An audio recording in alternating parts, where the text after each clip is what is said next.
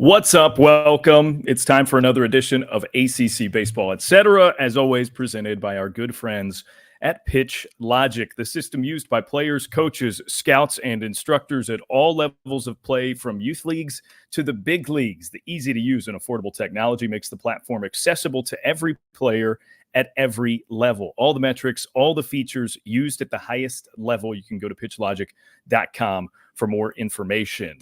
Big week coming. Big week coming. I'm Daron Vaught, joined by Mike Rooney as Runes fills in admirably for the under the weather Danny Graves today. Runes from, if I'm not mistaken, correct me if I'm wrong, Vegas, baby, Vegas. You're on your way back from the Las Vegas College Baseball Classic a bit later today. Yeah, that's right. Yeah, by the way, TV, your execution of the pitch logic read, I was taking notes. That was strong. I tend to rip through that thing. That was done like a pro. Yeah, so I'm gonna drive home from Vegas this afternoon. It's only 4 hours to the fighting city of Prescott, Arizona. I was not on the Pitt Panthers red eye last evening with their championship belt. Can we talk about Gravy for 1 second? Like, as a hockey parent, like, are you saying he's under the weather? Like, I'm picturing there was a hockey parent fight and he lost a couple of chiclets. Talk to me. What happens? Please don't say the flu. No, upper body injury is what we're going to describe it as. We're going to do the hockey Gravy thing. It's so great. I love that he's a hockey parent. I know it's so much fun to check in on his little guy Peter, who is I'm calling it. Danny won't say it. He's a prodigy. I'm calling it. He scored a hat trick a couple of weeks ago. I mean, the kid's good. Runes, I want you to start with the Las Vegas College Baseball Classic, just for the experience, right? I did the Jacks Classic. You and Mike Farron did the event in Vegas. We were, I think, both jealous of each other for various reasons. I didn't necessarily anticipate that the ACC would dominate the peak events calendar this year. Pitt baseball, man, they're a sneaky 8-1 with some really good wins. Yeah, they were so fun. And not, Pitt was the team least on my radar coming in. Obviously we have great respect for Mike Bell and, Pitt, but Pitt has been to 3 straight ACC tournaments, whereas before Mike Bell got there, they had only been to 1 ACC tournament ever. And I get it, like the way you get into that tournament has changed a little bit. But all that said, they've got I think Mike Bell and Pitt have a really cool sense of self as far as like how they recruit. They know who they're trying to recruit. But like these teams, like Cal's got 2 top 50 players. Oklahoma was in the College World Series finals 2 years ago, and there's a legitimate core from that team that's still there. Ohio State, I had seen the weekend before, and they're really interesting. I mean, they've got 8 left-handed hitters on certain days. We did not get the Ohio State Pitt matchup, which was really a bummer because of weather. But Pitt is old, and it's 8 Pennsylvania kids. Their bullpen is significantly better than their rotation, even though Jack Sokol was very good yesterday. And DV, I've got your new favorite player in the ACC. You need to write down the name Luke Cantwell. He's a Philly kid. And when I say a Philly kid, like we're saying Wooder and like inner city Archbishop Wood, go Vikings, high school football player. He played 2 years at Fairleigh Dickinson, was very good there. He's got all the Juan Soto mannerisms. Mike Bell said to us before one of the games, he says, I think all the ACC teams are going to hate Luke Cantwell.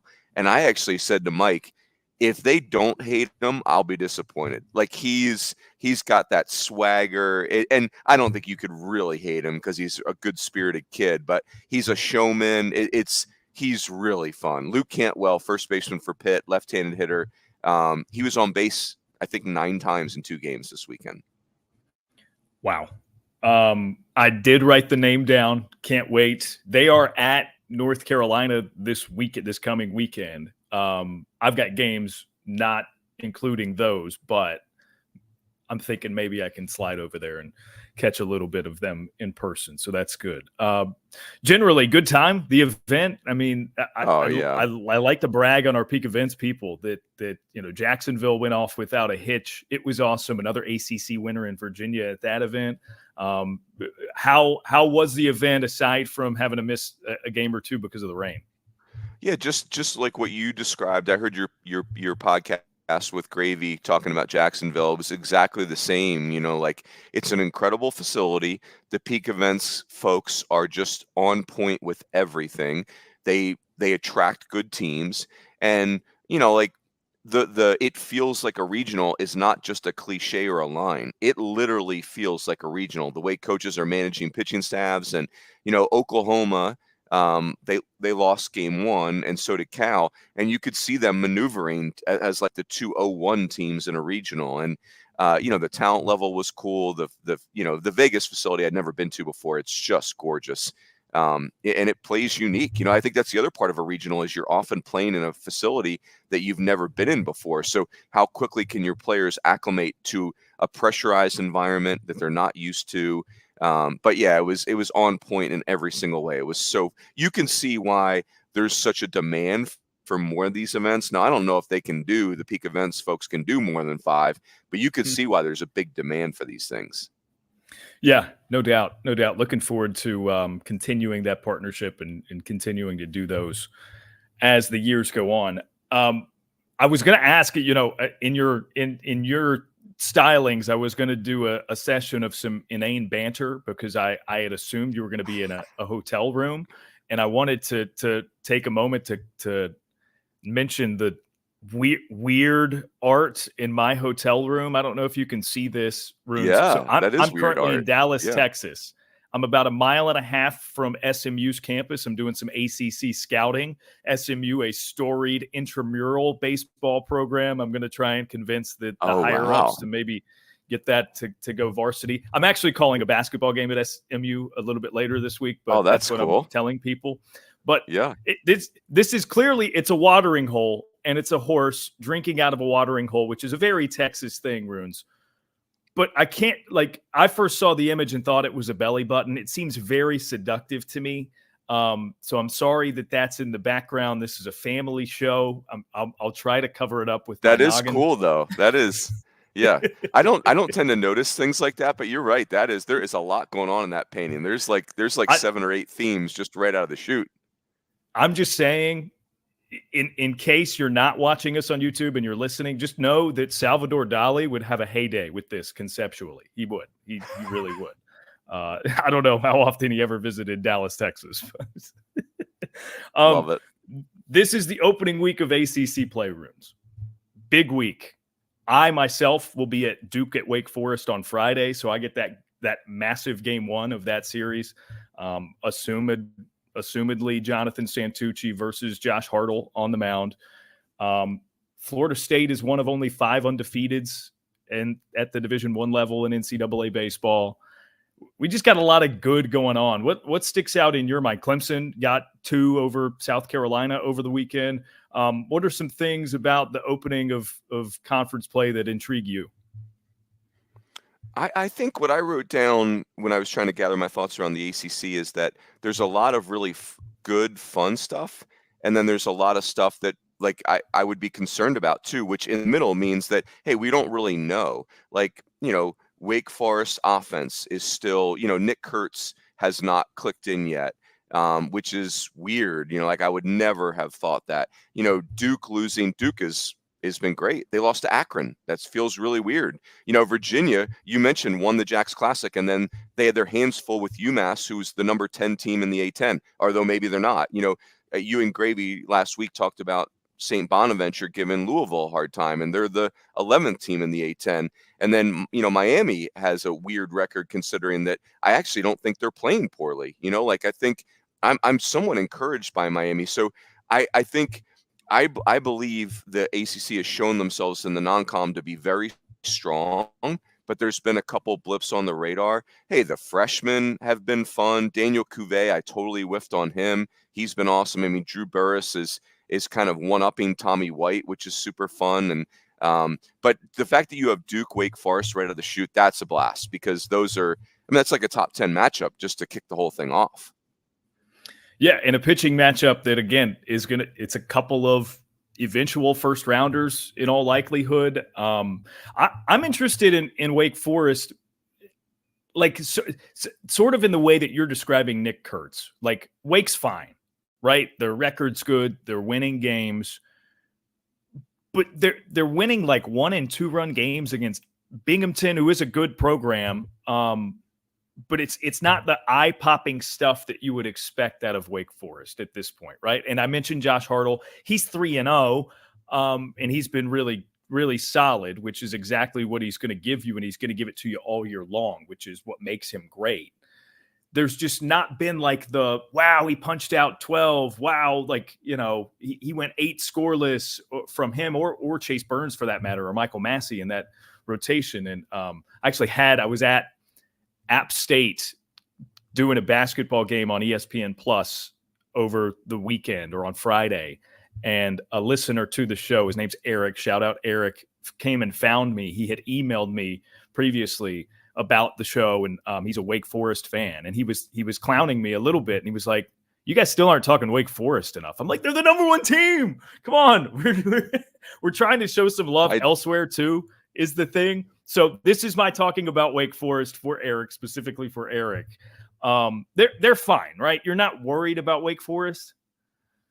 Yes, not worried at all about Wake Forest. I would just say, I think what I'm seeing with Wake Forest is a reminder how rare a season like last year is, where you just kind of go front to back of the season with no blips. Like you just, Wake Forest just mauled everybody last year. And I think if your goal is to win the national title, this is a little healthier, where you have to figure some things out along the way. And I don't want to portray it like Wake Forest had no adversity last year. I mean, Teddy McGraw, is a high pick, and you missed him the whole year. But this seems a little healthier to me, where Wake Forest is really good. Like we've confirmed, they're really, really good. But we also can admit that they've not played their best baseball yet. And I would say it's not been super close to the best that they're capable of. And I think that's all fine. The rotation is what we think it is. Chase Burns has probably been better than, you got to be encouraged with Chase Burns. And, the pitching staff probably has, we're meeting some new names. Hayden LaFew, I think, if I'm getting his name right, is, he's been dominant already. Even without Cole Rowland, the bullpen for Wake has been fine.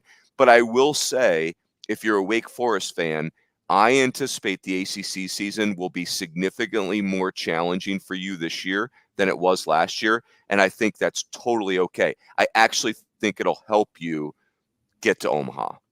Yeah.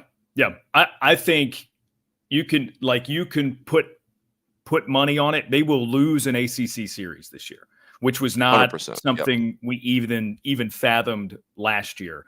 But I'm like you. I think they might have just as good of a chance of going all the way equally. It's just, the league continues to grow and be good, just as it was last year. I think Elliot Avent told us in the preseason last year that, in his 26, 27 years, it was as good as it had been last year. And I think it's better year to year now.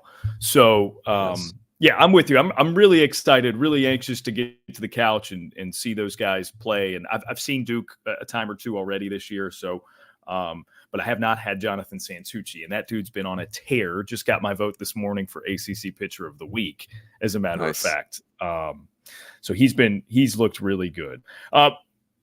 Florida State, kind of predictable, right? They're back. Yeah, I mean, I will say this about Florida State. We're still trying to figure them out because the schedule's not been awesome.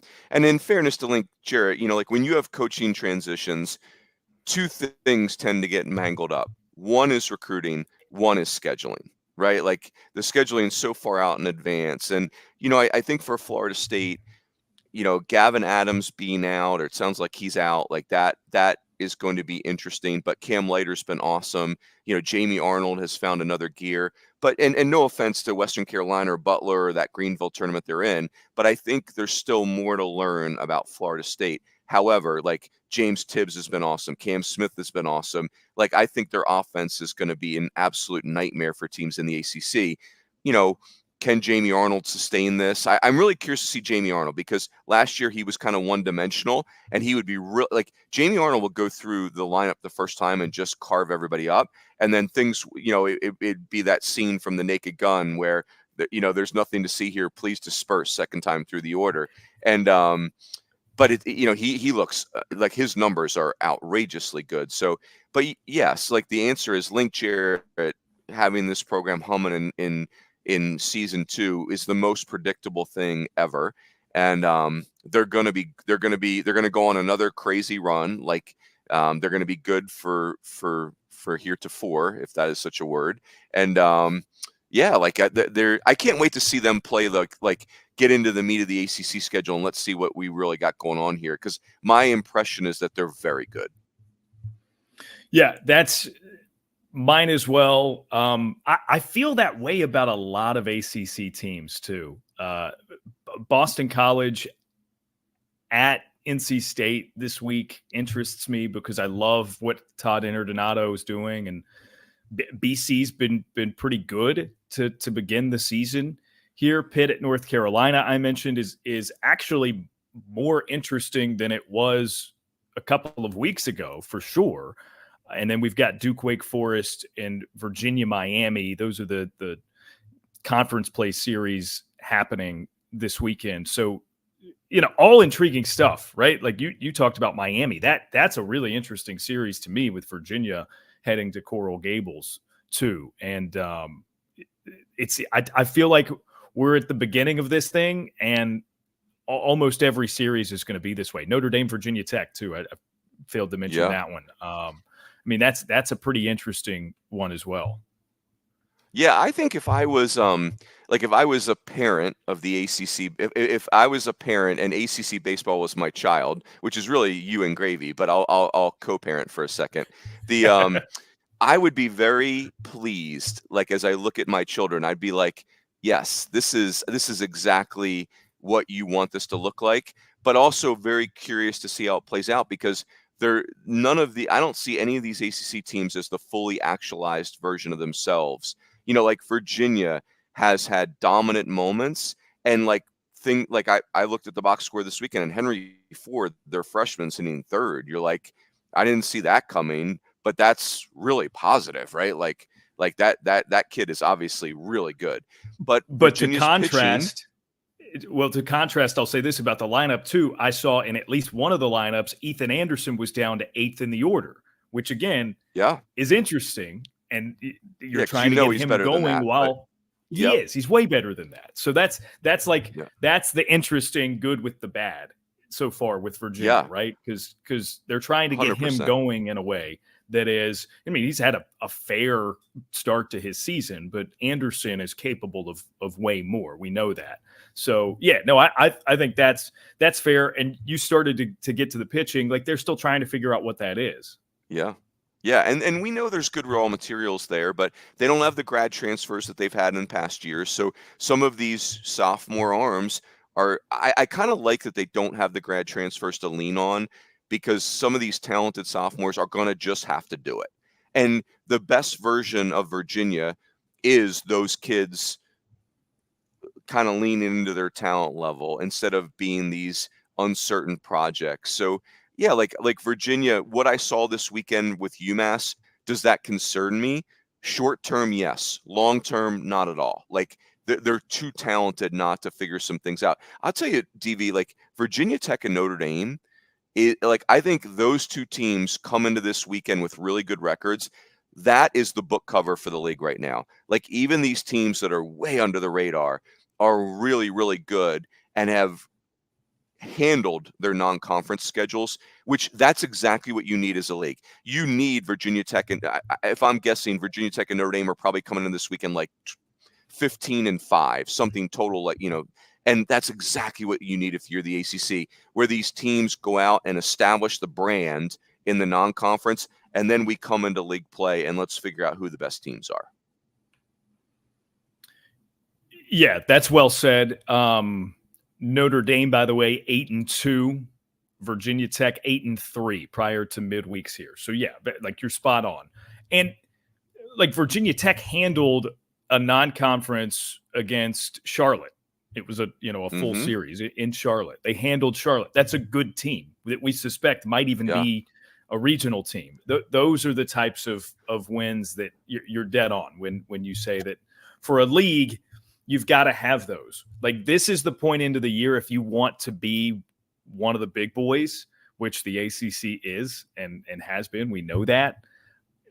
All the teams should have good records at this point. And for the most part, that's the case league-wide. And now we get into this intermingling that's going to determine sort of the hierarchy and the pecking order more comprehensively, which is, I mean, that's the fun part of all this, right? I mean, Duke might come out and surprise Wake Forest and get 2 out of 3 or even sweep. I mean, they're capable, right? Yep. And then all of a sudden, our preconceived notions are flipped a little bit, or that could happen in a couple of series this weekend, and it totally flips the league. Yeah, I think like when you were just saying that, DV, like one of my thoughts has been in the beginning. I think you and Gravy and I may have even had this conversation in the off season, but coming into this season, the ACC felt very tiered to me. It felt like Wake Forest, tier 1 by themselves. And of course, they're the number 1 team, right? They're still the number 1 team. Then it felt like this very substantial tier 2. And then it felt like there's a few teams you put in tier 3 because you just didn't know enough to put them in tier 2. Right now, I honestly feel like you could take those 3 tiers I just mentioned and literally chuck them in a dumpster. Like I feel like, especially having seen Pitt, who you would have assumed are tier 3, and I think you can jumble the whole thing up and throw it in a hat and just start picking names out. If you told, I don't know if Pitt's going to play Wake Forest this year. I have no idea. But if you told this morning, as I sit here, if you told me that Pitt was going to win a series from Wake Forest this year, I would say that's a totally reasonable thing to happen. Whereas if you had asked me that 3 months ago, I would say that's a 1 in a million chance of that happening. Yeah.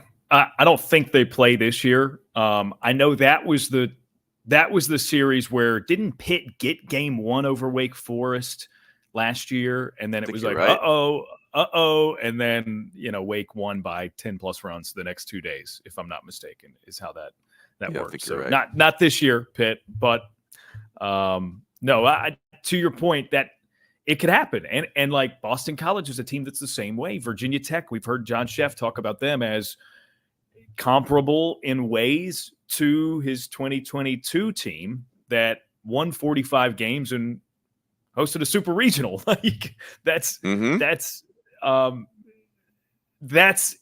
the realm of possibility still at this point. And again, I know we're early, but there's a lot to take in. Any major surprises with that in mind? I mean, I guess that sort of concept can qualify, right? That could be the surprise of the season. Any players individually, anything else stick out so far? I think the freshmen always surprise me. Like no. There's the I don't know. I think paradox is the word I'm looking for. Is that there's this paradox in college baseball happening right now where the sport is so old, and that like I mentioned this with Pitt. It's like their first 7 hitters are senior, junior, 5th year senior, 5th year senior, 6th year senior. Yeah, it's like those are men, right? Like that's a borderline men's league team right there.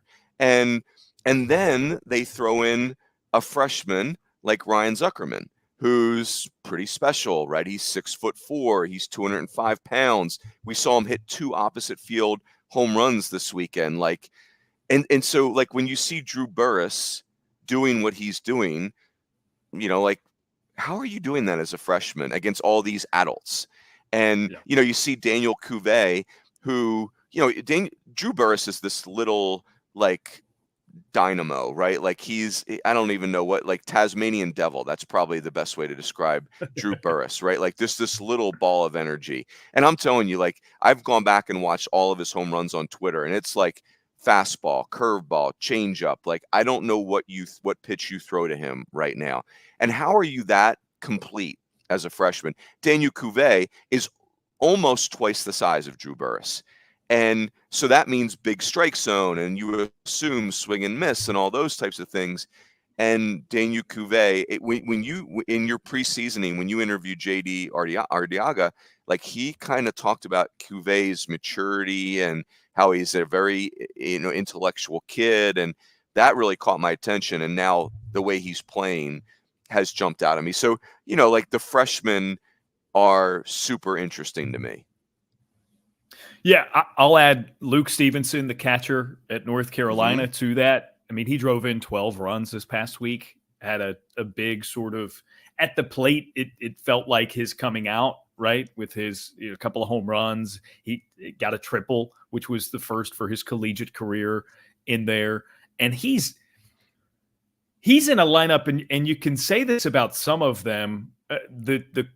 The contrast with Burress is interesting in that I don't think this is the case with Georgia Tech, but Stevenson at North Carolina is in the middle of a lineup where there is no pressure, none, to do any of that. Like, he's going to be the everyday catcher. Even if he hits 150, I don't think they're removing him from the lineup. Like, there's no pressure offensively, and that is such a freeing thing. I've mentioned on the show before, I covered Luke Stevenson's high school team for their state championship series in North Carolina, and he was the dude. And they lost that series, and there was the feeling throughout. It was like, okay, if Luke doesn't make it happen, it's not going to happen offensively. I think of the transition for him to the college game, which is normally such a difficult transition for a guy. And it's got to be so freeing offensively to know he doesn't have to put one in the gap and drive into at least every time he's at the plate. Like, it's got to be freeing, and I think that's going to lead to some continued success for him. Yeah, agreed. And like Zuckerman has that going on with Pitt, right? It's like he can hit an eighth and just do his thing. He's going to punch out a bunch. He's going to make some errors. He's going to do some freshman things, but those older players will carry the day.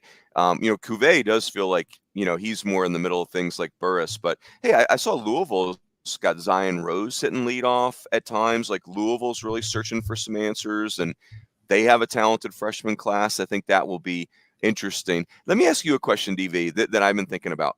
So there was 2 rivalry series that the ACC were in this weekend. Miami hosted Florida and lost the series. Clemson won the series over South Carolina. I hope this doesn't come off as me making excuses for the league. I mean this sincerely. I think Miami losing the series to Florida is totally fine. Like, Florida's a top 5 team. Miami's in a coaching transition. I'm really encouraged. Like when Miami promoted JD, my concern is like, hey, if you feel like you're in a rut and you just promote the assistant coach, aren't you saying that we're just going to continue to stay in the rut? It feels way different than that. It feels like JD has really shaken some stuff up. I like his new staff a lot. It feels unique to me, which is weird to say. The pitching coach that's been there for 100 years is now the head coach, and it feels different. Like, that's counterintuitive, but I feel that way. I think Clemson winning this series over a ranked South Carolina team, I thought that was really important for the league. Like, hey, here's one of our best teams. Here's one of your best teams for the SEC. And that they were great games. But, like, I thought Clemson winning that series was really big. Yeah, and they sort of like emerged into the consciousness, right, of ACC baseball last year under Eric Bakich in his first year at the helm. And as the season went on, it became more important that they were good, right? If that makes sense. They started winning more, and it was just kind of like, yeah, the league's way better if Clemson's near the top of it, right? And then they win the ACC title and are the 4th overall national seed. So I think a follow-up campaign is very important. When we talk about generally the league's success, we know what Wake Forest is coming into the year. Obviously, the sustained greatness there is important for the league. Maintaining the number 1 spot in the country is important for the league. It's that you talked about the tiers earlier. It's that next grouping, right? What does Clemson do? What does Duke do? Can North Carolina bounce back and have a pitching staff that makes them truly like a top 15, 20 program in the country, flirting with hosting an NCAA regional? And Clemson's right at the top of that conversation. And Virginia obviously is in that grouping as well, because they can at times, they've been the more consistent version of that top team in the league that Wake Forest is right now, just not as dynamic, I guess, as Wake has been at its best, which is saying something because Brian O'Connor and company have won the whole thing. So yeah, no, I'm with you. I'm with you. I think for Miami, playing with Florida was sort of the key sign, and I'm And they all did in that. on Yeah. JD. Yeah, I'm all in on Mhm. JD as you are. It feels not that Gino wasn't a player's coach. I started to use that terminology, but like JD's their guy for everybody on that team, right? And I feel like there's it's not the extent or the degree of buy-in, but it's the type of buy-in currently. And maybe that's because they love him and they want to see him succeed in this, right? So there's just like a little extra fire for we got to show the community that JD's the guy for this job. I'm not, I'm speaking for the players when I say something like that, but that's the feeling, right? That's the feeling. It's very much sort of like a player's coach environment. I think the staff has done a great job. And look, again, you played with Florida. Okay. Jack Caggs had a day at the plate and on the mound simultaneously. You're not going to win that game. It's just, Caglione takes over. You're not going to win that game. Okay. That's one out the window. Yeah. And then otherwise you split. So, it was a fair weekend for Miami. And to your point, Clemson beating South Carolina felt big, really big.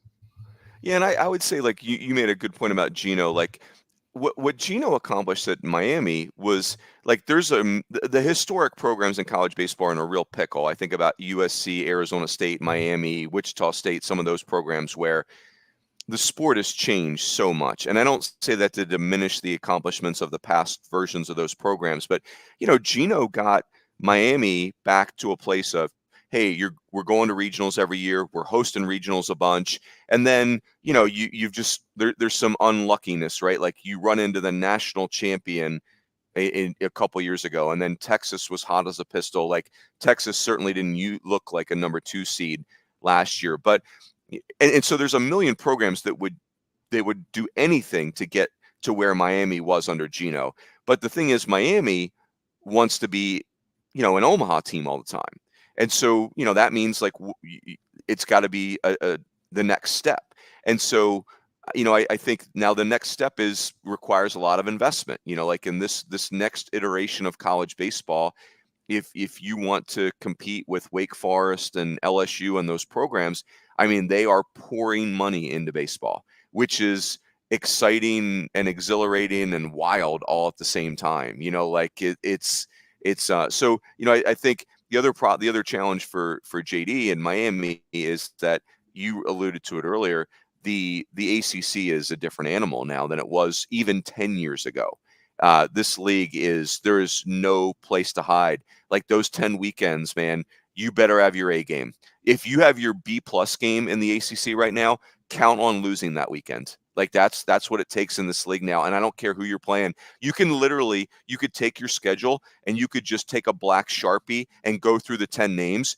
It's going to be the same weekend 10 times. If you don't play well, you're going to get your feelings hurt.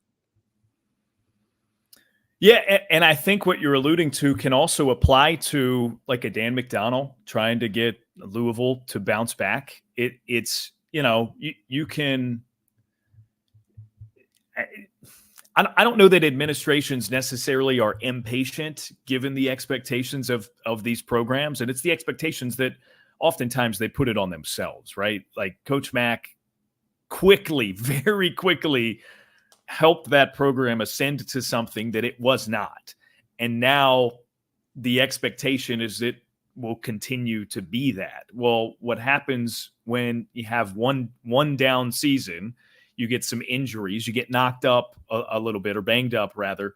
And then you got to fight your way back up in this super competitive conference, and just like the landscape being super competitive as it is.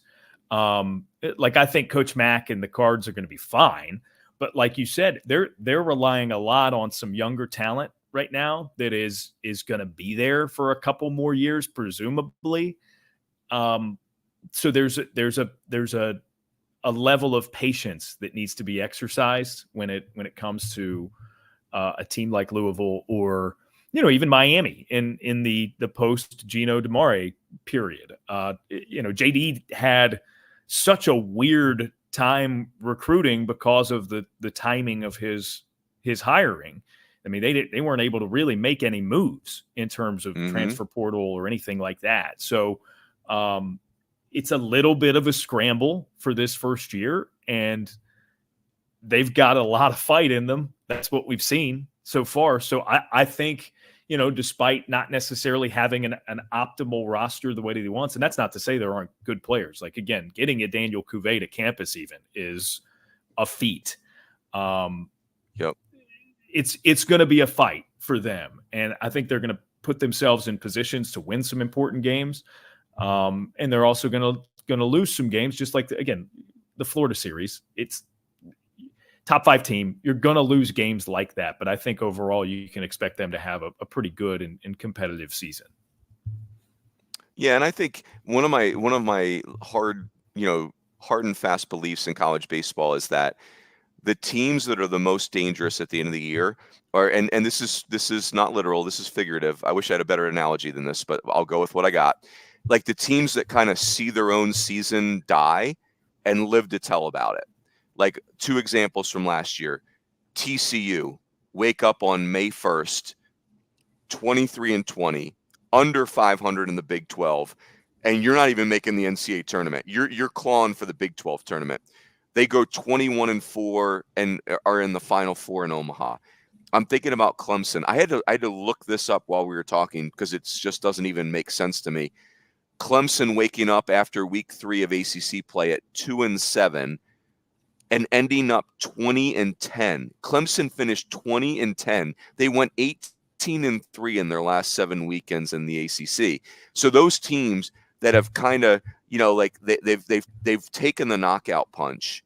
And Louisville, I could see Louisville going one of 2 ways. They're never going to lay down, but the weight of the expectations of that program is a real thing for them right now. Like, we would call them a high floor program. And I think if you said that to Louisville, they would say that is really insulting to us. Like, you think we're a high floor program we don't want to hear that. That's like you telling us we have a nice personality. But Louisville is not, they're not where this is not their expectation level. Louisville, if they figure this thing out, it's an old team, it's a talented team, they've got some talented youngsters. Like, I could see Louisville being a real headache at the end of the year. I don't know. It's going to be really interesting because you can feel the tension in the Louisville program right now, right? Like, there's a lot of people really working at it, and you could argue trying too hard to make this work at Louisville. But if it clicks for them, that will be an old team that's taken a bunch of punches, who's got real talent. I find Louisville's season right now to be just must-see TV. Yeah. Well, and I think I love the Clemson comparison. Like, that's one direction it could go in. I had Clemson hosting Duke for a weekend series last year, and I remember talking to both Eric Bakich and Jack Leggett before the game on that Friday. And it was around this time of year. I think it was maybe the 8th, 9th, and 10th of March. So we're talking around the same period of time here.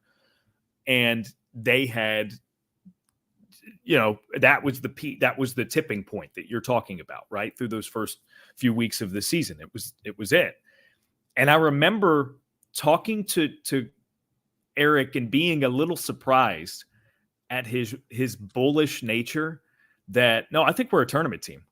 I think he like, one of the very first things he told me was, yeah, we got this going on. I had to get into him about this and yada, yada, yada. But this is an NCAA regional team. And I remember like sort of committing that one to memory and being like, because, the next week it was like, okay, maybe he's onto something. The next week, I could see it. The week after that, I think they're definitely in. They're definitely in. The week after that, boom, they win the ACC tournament, and they're 4th overall. So, and that was with his primary concern was pitching at the time, right? And it is funny to look at the landscape, and for all that is said of a Wake Forest, where we know what it is, it's really good. it's some dudes. They're going to pitch well. This season, we know Duke. We know what that is. It's some dudes. They're going to pitch well. There's a lot to be said for the teams that can find a way with their pitching staffs. You talk about Pitt. I kind of put them in the same category. Sometimes I really, really like Jack Sokol, but the bullpen's better. You got to be able to get it to that. And if they do successfully, somewhat regularly, that could be a really, really successful team. So, again, for as much as we know about pitching for certain teams, what really comes to light and what I think makes for the more impressive seasons are those teams who just find a way. They figure it out. And sometimes that takes bumpy starts like it did for Clemson last year. Yep. Yeah, and Clemson and Louisville kind of they're similar in that they both are programs with all these expectations and history. Yeah. And I think sometimes it takes that figurative punch in the nose to say, you know what, guys, like we're just not very good right now, and nobody cares what it says across the front of our jersey. So we got to go figure that out. And for Clemson, Eric Bakich and his staff were new. Obviously he'd been at Clemson before, so there's a freshness there. But you and Gravy talked about it. This is me taking a shot at St. Bonaventure. I mean, they were literally picked to finish 11th in the A10, and for them to come into Louisville and beat them, like that's a real. And you look at the box score, and you can see the tension in the Louisville box score. Like it's just they out-hit St. Bonaventure by almost double, but they didn't score as many runs. Like those little things that baseball's going to baseball sometimes. And so I think that's really healthy for Louisville. Losing to St. Bonaventure does not disqualify them from anything, but it does provide a reality check around nobody cares what our expectations are. Nobody cares what the 2007 team did. Nobody cares that Brendan McKay is the greatest two-way player in the history of college baseball. Nobody cares. Like St. Bonaventure just beat you. And I think that I'm again, you could probably tell I'm really excited to see how Louisville season plays out. I'm very optimistic. Yeah, I'm in a place where I really want to be. I know you and I share a respect for Coach Mack and just what he is, what he's about, what he's done there. I would expect that St. Bonaventure game was sort of used in the way that you're talking about, because the only way is forward for Mack. And no matter the circumstances, he's constantly thinking, how do we use this? How do we use this? It's very process oriented, and it's what I love about him. I'd be interested next time we talk to him. I think that's something that I'm interested to find out is how did you use that? How did you talk about that loss? And by that point, we will sort of see how it has panned out in the aftermath. Some really interesting stuff to think about. But I feel good, man. We're entering the first weekend of league play. I feel so good about ACC baseball. College baseball as a whole. God, what a fun season already. Yeah. Holy cow. I've got one last thing for you before I let you go, Runes. Oh, yeah, go ahead, DV. Yes, yeah, go for it. I need your input as we are finalizing our nominations for a nickname for Drew Burress. I mentioned last week that he's off to a Tommy White-like start. And when Tommy White got started the way that he did in his career at NC State before transferring to Louisville, which I know people are still sour about, I don't think it was the first time he was ever called Tommy Tanks, but that's what brought that to light. He became Tommy Tanks. His essence became Tommy Tanks in that moment. So I got to be honest, Drew Burress is a little harder. It's a little more difficult. The alliteration doesn't lend itself. I know Georgia Tech fans have taken a liking to Drew Barrels, which I enjoy. Barrels. But your point was when you talked to Gravy last week. Your point, like the Barrels thing, is kind of it's taken. Well, even though used. I saw on Auburn's Twitter handle this week that on an outfield assist they referred to Bobby Pierce as Bobby Bazooka. It's like, okay, pick a lane. Let us have one. Yeah, that's right. Yeah, that's being selfish. Yeah. So I think what are your finalists right now, or what are the ones that you like the most, or do you feel like we're still wide open on the whiteboard? I think we're still wide open. I will say we've got a couple sort of obvious ones, Drew Barrels included. Big Fly Burress isn't bad. I don't love it. Not bad. Yeah. we got suggested Pew Pew Drew because he hits lasers, and I kind of love that one. It Pew doesn't Pew. quite What's roll off. What's So, the like, origin pew, of that? What's pew. Pew Pew? Oh, Pew nice. pew, like you're shooting a laser. Okay. So he hits Yeah. lasers. So Pew Pew Drew. Yeah. I mean, it's a little more difficult to wedge in, but I like the creativity on that one. Drill, like Driller Drew is one that's been suggested. Runes, I don't know if you were into Pokemon, but that I can think of, because they're the Yellow Jackets, there was this bee-like Pokemon named Beedrill. Yeah. So I think I'm gonna nix it for that reason alone. It's a little cartoonish in my head. I think we're so. I know you have a very strong wrestling background. I think like when I saw Drew Burress doing what he's doing, I remember, I could be messing this up, but I think Jose Altuve people called El Caballito. And I think Pedroia got that a little bit at times too, because Pedroia's, his counterpart was David Ortiz, who's huge. I'm gonna forget the name, but the Astros had this massive first baseman for a while when they were bad, and it was him and Altuve, and he was the horse, and I think Caballito means pony, like little pony. Yeah. And so like wrestlers always have great nicknames, and some of it has to do with personality. Like, I don't know Drew Burress's personality. He strikes me as a little bit of there's a little bit of a nature boy in there, like a confidence, but I don't think he's a showman either. So I don't want to rush this, but Drew Burress does have the show hair, if I'm not mistaken. So I would like to learn more about him personally, and I'm also curious to see if Georgia Tech's team has done anything with him. But that's where my brain is. Like, I'm like you, wide open. Like, is there any good wrestling nickname we could pull in? The Caballito thing, is there like a version of that, something where we could go Spanish on him? So I'm still wide open, because I think everything else is not. It just a good nickname when you hear it. I haven't heard one. I haven't heard the best one yet. Yeah, no, I'm confident that the best is still yet to come there.